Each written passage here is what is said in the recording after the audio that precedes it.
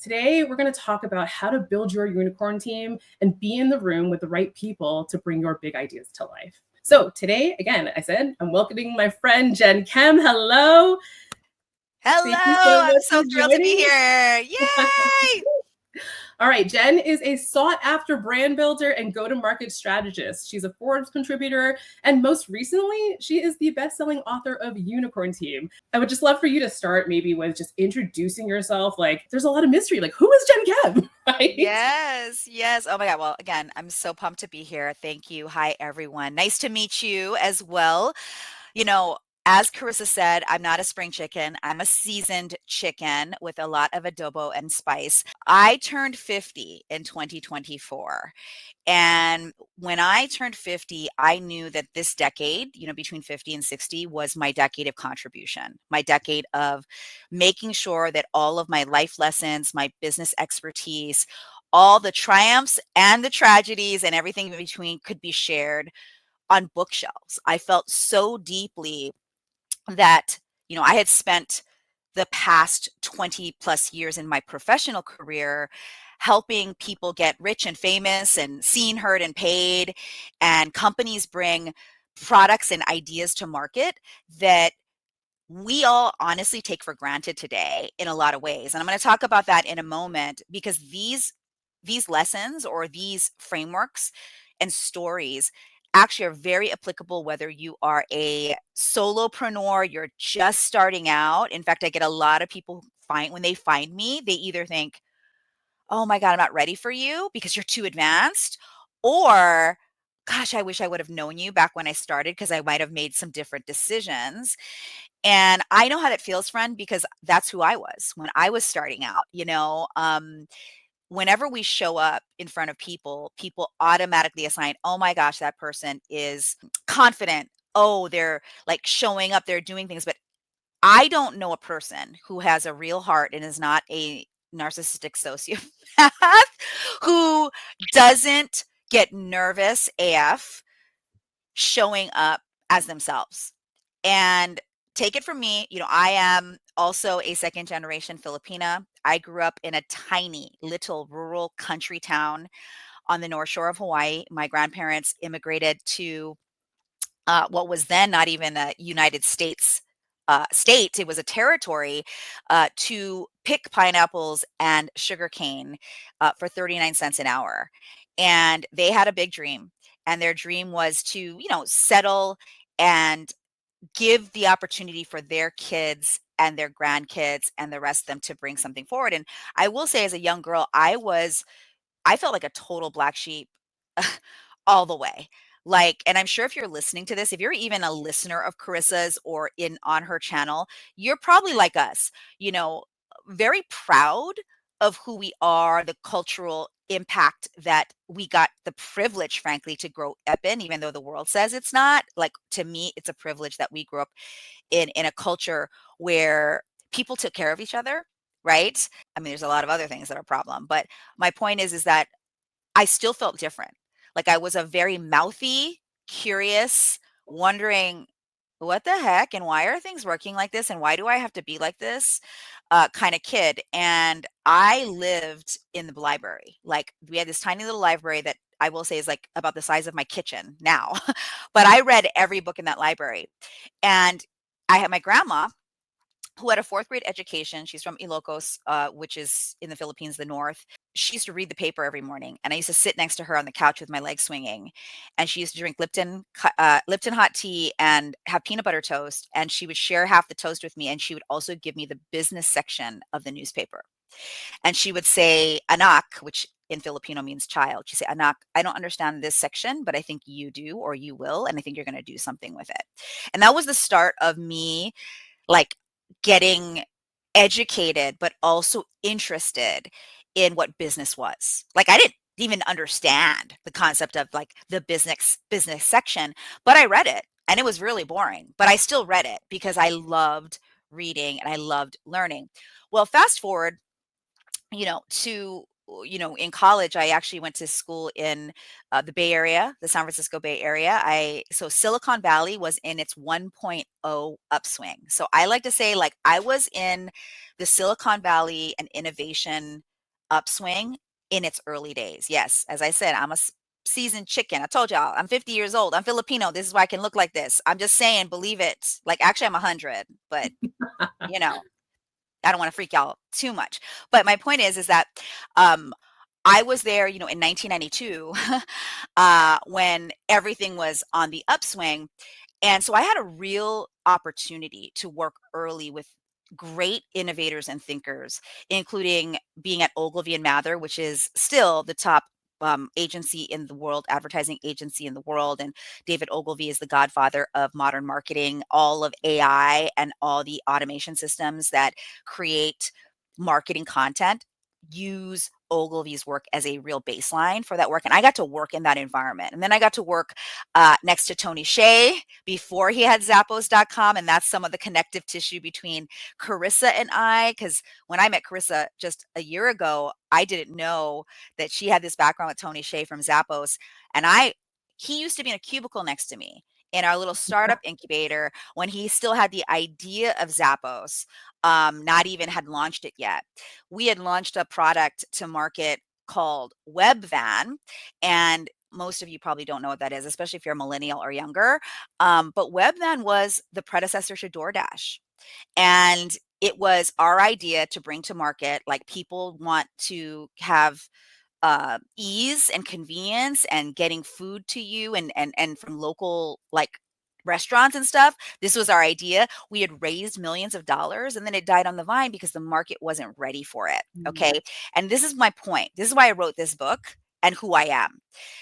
I started to really get fascinated with the psychology of consumption, specifically around commerce. And when I say that is, like, that's what a brand's job is. A brand's job is for people to influence it and to buy it and to share it.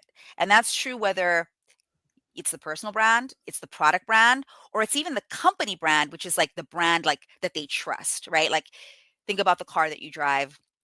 Part of probably why you drive that car is because you trust, let's say, the Toyota. If you drive a Toyota Camry, you trust Toyota, the brand, right? So I became very obsessed with that.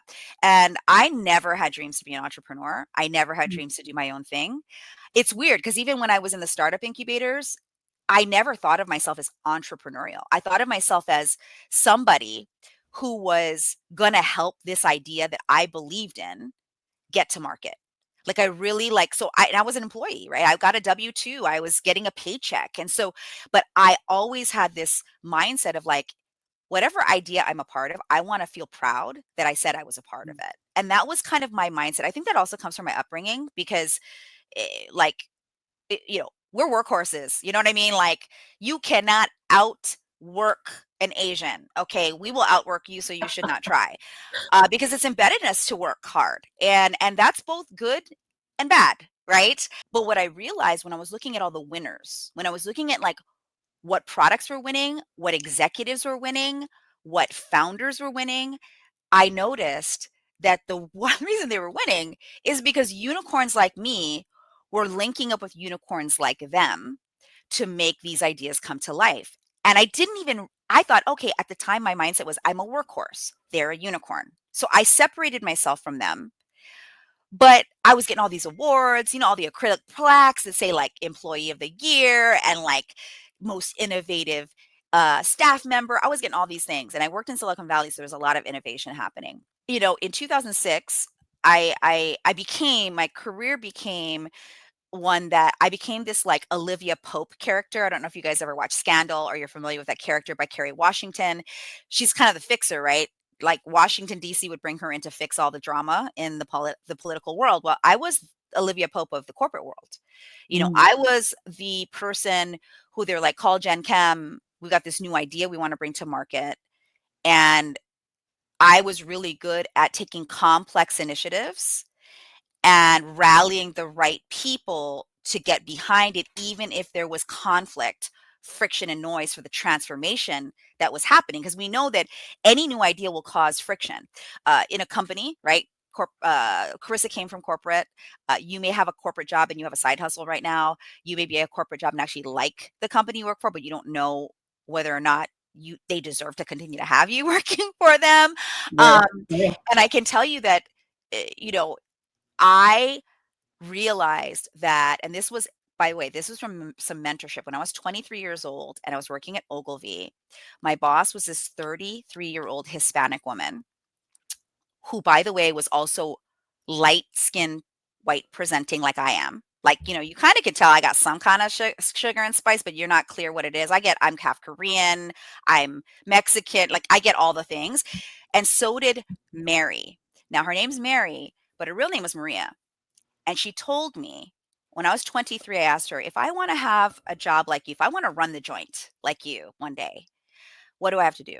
She said to me, Jen, first of all, I'm glad you're asking that question because a lot of times we don't ask our mentors, advisors, like, hey, if I want to have what you have, what do I have to do? Right? We just kind of like assume people are going to pour into us. And I'm not this not I hate asking for help. I didn't even see that as help, friends. I saw that as like, I'm genuinely curious. You are 33 years old. And now I'm like, that was so old back then when I was 23. I'm like, she's 33. Like, and her husband used to bring her lunch every day. And he worked on the street in San Francisco. And she had 2 little babies and she was pregnant with the third. And she seemed genuinely happy and she was badass. Like she was like running the show. And I thought, I want to be like her when I grow up, So I asked her, and she said, Jen, if you want to rise and you want to ascend quickly, you need to take the projects no one wants. You need to Mm. volunteer to take the projects that no one wants and then go all in, and you will start to get seen. And I was like, workhorse, child of an immigrant family, working hard, I could do that. That part I can do, right? And so I took her advice, and in 10 years, I had moved from, junior copywriter, assistant marketing assistant to a divisional executive vice president for a Fortune 15 company, bringing something to market that we all enjoy right now, including what Chris and I are doing right now, which is live streaming video. So if we all enjoy Netflix, Hulu, and all the technology that comes with streaming video, I was the unicorn that they brought in 2006 to really get traction in the market. Because streaming was available through actually phone services. If you guys know what VoIP is, like voice over IP, that Mhm. technology was being done for communication devices, but it wasn't really getting traction over for TV or entertainment. And that was the play. And so that was my last employable job in 2006 when I brought video streaming to market. And now we know that it's made trillions of dollars impact. And here's the thing, when I was up for my promotion to what I hoped was going to be CMO, not even CEO at that point, but CMO, I was passed up for that promotion Of because course. my counterpart, Nick, and I'm going to name him, and I love Nick. We're still really great friends, and he is so jealous of me now in a good way, like in a healthy way, like we tease each other. Because Nick was playing golf with our boss while I was working my tail off, my unicorn tail. I was working it off for 2 years, barely saw my 2 young daughters, was just like my office light in the skyscraper in our, in the building we were in was always on late at night getting all this done. And it was that moment, Carissa, and I know this is a long intro, but I hope you guys are getting some gems from it. I realized in that moment that I had to promote myself to unicorn. Like I was like, wait a minute, I'm a unicorn. And the biggest thing I was missing, because I already had the skills, capability, and work ethic, was the proximity to people of power. And when I was told, "Hey, let's go golf," like they would invite me. By the way, well, not at first, but whenever people would start to like respect how I could get shit done, it was like they were like, "Oh, we want to have a talk with you. We want to talk about a deal with you." And I literally would always reject it in a very professional way and say, between my job and my kids, I can't go. Yeah. And that's how the guy who didn't do anything got the promotion. And I say this because what I want y'all to see is I'm not angry about it. I was peeved. It was annoying. It was frustrating. But what I realized is it was a gift wrapped in sandpaper. And when I unwrapped the sandpaper, I realized that actually everything that I've done and accomplished, there is a framework and a process here that anyone can use to be more valuable, not your more value, but your work being seen and more valuable to others, and also for you to become the person that now people rally around. Because I realized like every bullet train I hooked my caboose to was a winner because of my natural ability to see and smell the money and strategically understand the people that needed to be in place to make it happen. And so now that I'm 50 and I've been running my own company, Master Brand Inc., since 2006, um, I have the perspective of straddling both worlds, the corporate world, the startup world, entrepreneurial world. And a lot of what I learned in corporate is actually so applicable to entrepreneurship. And that's also a big miss that I think entrepreneurs are not getting. They think, oh, I don't want to be anything like that anymore. And I'm like, actually, you do, but you got to choose the things that matter. And I outline them all in this book. That's why this book is so important to me.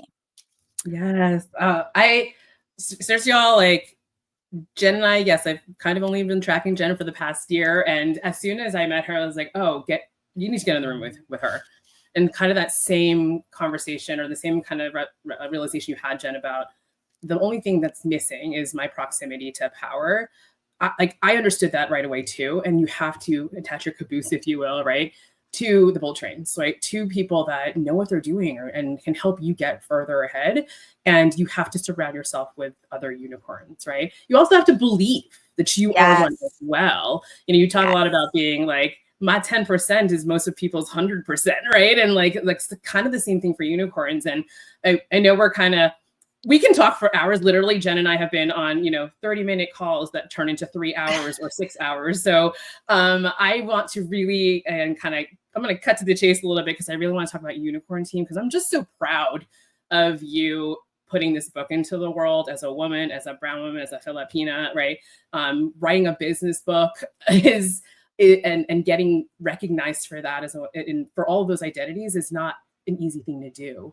And so I really want to kind of talk about what's in this book, why this is so important for everyone to have, and also opportunities for us to get into the rooms again with the people who are other unicorns who are doing things, right? So let's talk a little bit about the book, right? Let's talk about what's the main ideas here that you want to share, and how can that help people, whether they are entrepreneurs, like you said, or in startup world, or as still coming from corporate, because that's a lot of who is in my life, right? I transitioned from corporate, like you said, and also then stumbled through entrepreneurship, like what is happening, because people don't tell people who look like us how to do it. You got to like figure it out, right? You And so when do. we find each other, like always, like, can you shorten like make this easier, shorten like the learning curve, right? And so would love to know, like, just share with people the 9 leadership types that you've discovered, like the real like foundation of this book, and how again you can assemble this team of people to help you bring your ideas to life. Well, obviously, one thing I want to say is everything I just shared about my background is in this book. So I turned it into a usable, and the keyword is usable, framework for you to follow to get any idea that you have, including whether that idea is a product you want to bring to market, a reimagining the way people see you as a personal brand, you actually getting a promotion at work, like whatever it is, this book, whatever the idea you have in your head, this book is the playbook. And so, three things I really want you to understand are the takeaways from this book. Number one, it starts with the right idea. So when people say to me, Jen Cam can smell the money, that is my superpower. Part of that is because of the way that I choose the ideas to not just launch, but get people to rally around. Okay. The idea that you choose matters. Now, you might go, oh gosh, I don't like to be put in a corner, Jen. Like I have all these ideas and I want to pursue all of them. Friend, colleague, people, I love that for you. But when we talk about getting paid for those ideas, you do have to choose the ones that actually can work and has a market for it. And what's cool is the first section of the book is all about that. Is like, what is the idea? Because before you can rally the unicorns or the people or be in proximity to people who can help you, you have to actually be clear about the idea you want to pursue. Okay? Right. So that piece. The next piece of the book is what we talked about, the people, the actual unicorns. And the core idea of that is that when we think about the three currencies that matter when we're pursuing a big idea, those currencies are time, energy, and money, right? So, like using those currencies. Now, there's a lot of books that talk about your time and productivity. And that's great. And I actually believe very much in managing my time with precision because I'm a very busy CEO, mom. I got 4 damn dogs. I got like a lot going on. Okay. So time is very precious to me too. But you know what? Time is not more important than energy. And when I say energy, and why I say energy, and that's what also makes this book different, is you can create all the systems in the world to give you more time. But if inside of the time you've created, you don't have the energy to muster to actually push your idea forward, then what's the point, right? This book is about winning and about winning with the ideas that will change the world, right? And for me, it's like if you have no energy, even though you've made all this space now, then actually you're still in deficit instead of pushing forward. And so, first and foremost, you need to know the motivational energy that you have. And this is science. Okay. When we think about elite athletes, we think about successful people. You probably have heard of the concept of being in a flow state. And actually, I address the flow state in the second part of the book to help you understand what actually can you dig down and grab when actually times are tough, because that's when your idea needs you most. Your idea needs you most when there's friction, pressure, and noise. And right now we live in a damn friction, pressury, noisy world, and all of it's trying to distract us from being great. And I'm saying, like, this energy is about you being great first, understanding what makes you great, what makes you muster energy when you're doing hard things, and then identifying your unicorn team for the idea that you just established in the first part of the book. What kind of energy do they have that will show that their capabilities and skills will be supported when you all go through hard things to push your idea forward? And so in the book, there's an assessment. Those are the 9 leadership types that are in the subtitle of the book, where you can find out what that natural energy source is for you to get these ideas out into the world. And I think this is so important right now. We know there's just what's going on right now. And actually, they are counting, the forces in power right now are counting on you tiring out. They are counting on you not being able to muster the energy to advocate for yourself and your ideas. And I'm saying that this book is a way for you to do that. And then the third piece of the book is about how to communicate that in a process that it actually gets people to understand the words coming out of your mouth. Okay, a lot of times we talk and talk and talk, or we think, oh my gosh, we think and we think and we think, and then we don't let the thinking come out of our mouth or in our fingertips when we write. But what's cool is in the third part of the book, it's the communication structure that allows you to take now the idea and the people that you want to help you and would help you, and then actually communicate it to the world. When I was doing this book, the publishers rejected this book 70 times. Why? They didn't want me to write this book. They wanted me to write a book on messaging only. They're like, it's too much for people to do in this book. I said, that's the problem, that we keep giving people just a part of the story instead of the whole story. I wanted to share the entire thing with you and not hold back, because I had to piece together all of this by myself because nobody was telling me how the sausage was made. I had to use in the book, my energy type is called the strategizing visionizer. So the SV, unicorn leadership type. And as a strategizer, my first desire is results. And to get results, I need to understand how the results get made. And so that's understanding, not doing the result, not doing the things, but knowing the things so that I can then communicate how to do the things. And so this book is like scary for people who want to stay in power. That's all I can say. Because here's what it is, it's their playbook. That, Like, look, I don't mean to get whatever, but if any of you like thought Project 2025 wasn't, this is Project 2025 for everyone. That Mm. includes like this is the playbook to balance the game. And as BIPOC, right? That I know that's the community that Carissa has curated and supports and is a unicorn for you in, right? This is the playbook. This is how we got to rally. And so you buying the book on Amazon, and the hardcover matters, because what's crazy is even the status quo, even though audio and video are the way to communicate right now, what's interesting is the algorithms care more about the hardcovers. So I'd say buy a book. When Chris was asking, what can we do? Buy the book, and don't just buy it and don't just read it, but I want you to use it. I Yeah. want you to, every time you have an idea, I want you to open the book and go, I'm just going to run this idea the whole way through the book. And I promise you, this part where it says speed and success, that's how you're going to get speed and success. You're going to not wonder how it's made. So don't wait for that. Get the book and also get in the room, because you have to believe you're the unicorn. You have to surround yourself by other unicorns, but you can't be at the decision making table if you're not in the room, and you can't be in the room if you don't know the room exists. We're telling Woo! you the room exists.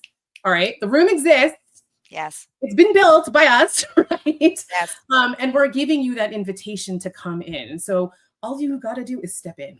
Any last parting words, Jen? But like, if I can't sing your praises enough. Get the book, do the Ulta, get in the room on for February 10th on Monday, with Reed Tracy and all these other bestselling authors. Anything Yeah. No, else you I want just to want to share before we say, go?